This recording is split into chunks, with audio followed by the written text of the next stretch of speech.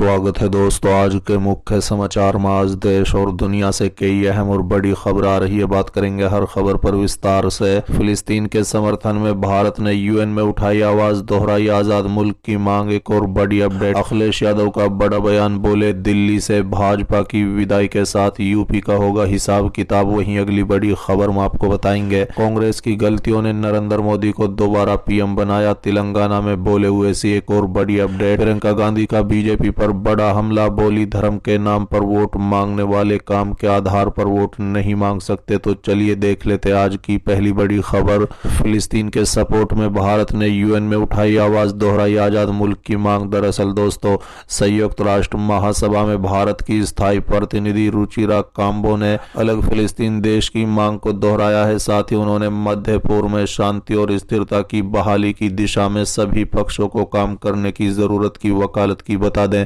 के साथ ही उन्होंने इजराइल हमास संघर्ष में सीज फायर और फिलिस्तीन के तत्काल मानवीय सहायता दिए जाने का स्वागत भी किया। बता दें कि संयुक्त राष्ट्र महासभा में अनौपचारिक चर्चा में बोलते हुए रुचिरा काम्बोज ने कहा है कि भारत अंतर्राष्ट्रीय समुदाय की उन सभी कोशिशों का स्वागत करता है जो संघर्ष को कम करने की दिशा और फिलिस्तीनी लोगों को तत्काल मानवीय सहायता पहुंचाने का काम कर रहा है। बता दें कि रुचिरा काम्बोज ने कहा है कि इजराइल फिलिस्तीन मुद्दा का न्याय संगत, शांतिपूर्ण और स्थायी समाधान करने के लिए भारत अपने रुख पर कायम है। भारत ने हमेशा इजराइल के साथ शांति से सुरक्षित और मान्यता प्राप्त सीमाओं के भीतर फिलिस्तीन को एक संप्रभु और स्वतंत्र राष्ट्र की स्थापना के लिए सीधी बातचीत फिर से शुरू करने की वकालत की है। बता दें 1988 में भारत ने फिलिस्तीन के मान्यता दी थी। 1966 में भारत ने गाजा में रिप्रेजेंटेटिव ऑफिस खोला था, जिसे 2003 में रामल्ला में शिफ्ट कर दिया गया था। बता दें कि संयुक्त राष्ट्र में रुचिरा काम्बोज ने हमास से सभी बंधकों को बिना शर्त रिहा करने का आह्वान किया। उन्होंने कहा है कि हम आतंकवाद के सभी रूपों का विरोध करते हैं, स्पष्ट रूप से हिंसा के खिलाफ हैं और अंतर्राष्ट्रीय मानवीय कानून के पालन के पक्ष में है। उन्होंने कहा है कि सभी बंधकों को बिना शर्त रिहा किया जाए और मध्य पूर्व में शांति और स्थिरता की जल्द से जल्द बहाली के लिए सभी पक्ष मिलकर काम करें। चलिए अगली खबर, अखिलेश यादव का बड़ा बयान, बोले दिल्ली से भाजपा की विदाई के साथ यूपी का होगा हिसाब किताब। दरअसल दोस्तों, समाजवादी पार्टी का अध्यक्ष अखिलेश यादव ने मंगलवार को कहा है कि पिछड़ा दलित आदिवासी अगर 2024 में लोकसभा चुनाव जीतता है तो उसे 2027 का इंतजार नहीं करना पड़ेगा, उससे पहले ही उत्तर प्रदेश की भाजपा सरकार का हिसाब किताब हो जाएगा। बता दें, सैफई में पीडीएस साइकिल यात्रा के समापन अवसर पर उन्होंने कहा है कि 2024 का लोकसभा चुनाव बहुत महत्वपूर्ण है। 2024 में साइकिल चलेगी, 2024 के बाद परिवर्तन दिखाई देगा, वो अलग होगा। पीडीए है जो एनडीए को हराएगा। अब सभी दल जातीय गणना के पक्ष में बोल रहे हैं। उन्होंने जातीय गणना कभी रोकी, वो भी बात कर रहे हैं।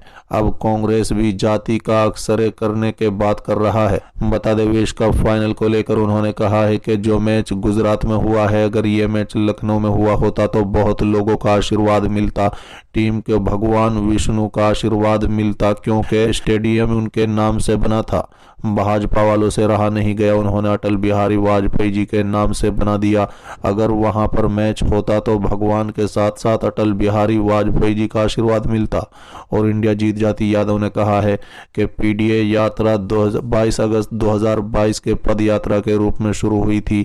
उस समय संविधान बचाओ यात्रा थी, उसके बाद में उसको साइकिल यात्रा का रूप दे दिया था, जिसमें 208 दिनों में 40 जिलों का भ्रमण कर 8500 किलोमीटर होकर 202 विधानसभाओं का दौरा कर मंगलवार को सैफई पहुंची है। उन्होंने कहा है कि इस यात्रा में बहुत से साथी विभिन्न बीमारियों से ग्रस्त भी हुए, जिसमें एक बीमारी डेंगू जैसी थी। डेंगू जैसी बीमारी का सरकार इलाज नहीं करा पाई। हमारे कई साथी साइकिल यात्रा में शामिल थे जो इस बीमारी से पीड़ित हुए, पर हौसला बढ़कर कोई और दिक्कत नहीं हुई। वो लगातार साइकिल को आगे बढ़ाने के लिए पेंडल मारते रहे और उनका काउंट बढ़ गया। बता दें, शायद देश में बहुत कम नेता रहे होंगे जिन्होंने इतनी बड़ी यात्रा की होगी। अभी ये यात्रा खत्म नहीं हुई है, अभी लोकसभा चुनाव के लिए कुछ दिन की छुट्टी दी है। इसके बाद फिर से भाजपा की विदाई तक आगे फिर से साइकिल चलानी पड़ेगी।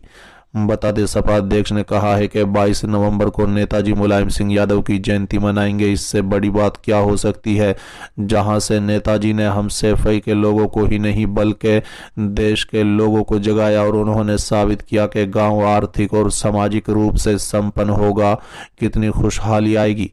आज भी नेताजी को जब याद किया जाता है तो सेफई को भी याद किया जाता है। अगर सेफई को और समाजवाद को पहचान दी है तो वो नेताजी ने दी है। चलिए अगली खबर। कांग्रेस की गलतियों ने नरेंद्र मोदी को 2 बार पीएम बनाया। तेलंगाना में असदुद्दीन ओवैसी का बड़ा बयान। दरअसल दोस्तों, ऑल इंडिया मजलिस इत्तेहादुल मुस्लिमीन के अध्यक्ष असदुद्दीन ओवैसी ने कांग्रेस पर एक बार फिर निशाना साधा है। बता दें कि तेलंगाना में जुबली हिल्स सीट पर चुनावी जनसभा को संबोधित करते हुए ओवैसी ने कहा है कि कांग्रेस की वजह से नरेंद्र मोदी प्रधानमंत्री बने हैं। अगर कांग्रेस चाहती तो वो दोबारा प्रधानमंत्री नहीं बनते। साथ ही असदुद्दीन ओवैसी ने कहा है कि जहां जहां हम मजबूत है स्थिति में है, कांग्रेस ने वहां पर अपने उम्मीदवार क्यों उतारे हैं। ओवैसी ने कहा है कि इसका साफ मतलब है कि इससे भाजपा को फायदा होता है और वो जीत जाती है। नेता ने यह भी कहा है कि अगर कांग्रेस वहां अपने उम्मीदवार नहीं उतारती तो बीजेपी कभी जीत नहीं पाती।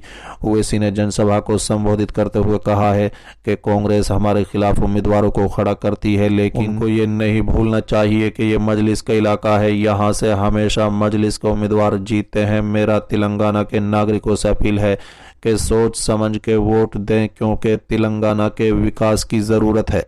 बता दें कि तेलंगाना में 30 नवंबर को मतदान होना है। वहीं 3 दिसंबर को मध्य प्रदेश, राजस्थान, छत्तीसगढ़, मिजोरम और तेलंगाना विधानसभा चुनाव के नतीजे आएंगे। जानकारी के मुताबिक तेलंगाना में इस समय 3,17,17,389 वोटर है। चलिए अगली खबर। प्रियंका गांधी का बीजेपी पर बड़ा हमला। धर्म के नाम पर वोट मांगने वाले काम के आधार पर वोट नहीं मांग सकते। दरअसल दोस्तों, कांग्रेस नेता प्रियंका गांधी ने सोमवार को कहा है कि जो लोग धर्म या जाति के नाम पर वोट मांगते हैं वो अपने काम के आधार पर वोट नहीं मांग सकते। प्रियंका ने केकड़ी अजमेर में चुनावी जनसभा में ये बात कही। बता दें, मुख्य विपक्षी दल भाजपा पर एक तरह से निशाना साधते हुए उन्होंने कहा कि धर्म की बात, जाति की बात चुनाव के समय क्यों होती है।